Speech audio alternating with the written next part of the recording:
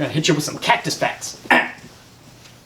Hey Internet, did you know there are nearly 2,000 different species of cactuses on the planet? No one seems to know the exact number, but still, 2,000! That's a lot of cactuses, and yeah, you heard me right, I said cactuses. Now, I don't know about you, but in school I was taught that cacti was the one and only correct way to say the plural of cactus, but that was a lie. Both cacti and cactuses are acceptable terms when describing more than one cactus, and the words can be used interchangeably, though cacti is by far the more popular of the two.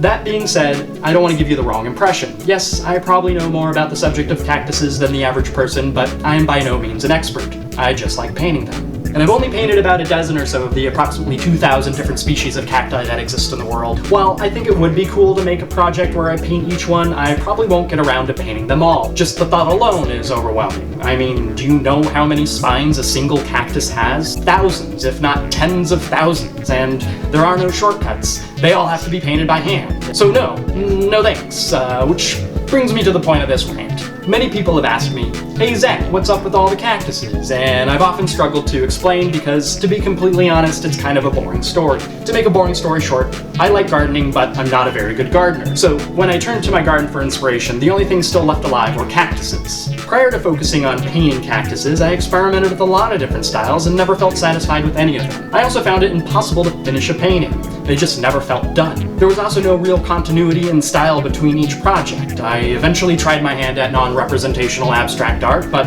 it got to a point where my work was becoming so conceptual that I found myself spending more and more time thinking and writing about art than actually producing it. In retrospect, I was just looking for excuses not to paint, because painting ain't easy. Likewise, I found it mentally exhausting trying to reinvent myself as an artist every time I started a new project due to the fact that everything that I was producing left me feeling frustrated. I even contemplated giving up painting altogether, because if I'm not enjoying it, what's the point? That was until one day I decided to stop trying so hard to be profound, looked to my garden for inspiration, and painted the first cactus in the Radiant Cacti series. To be clear, it wasn't the first cactus I had ever painted, just the first painting that left me feeling satisfied. The rest is, as they say, history. That was 5 years ago, and I've made it a point to try to paint every day since. That doesn't necessarily mean I'm at my easel every day for hours on end, and I have no qualms admitting that I have my good and bad days in the studio. Heck, there are some days where the last thing I want to do is work in the studio, and all I can manage is to get a brushstroke or two of paint onto the canvas before walking away. But I know that if I at least make the attempt to start painting, there's a good chance I will build up enough momentum to push forward and keep it going. But not always, no. Sometimes I'd rather just rant at a camera for my friends on the internet.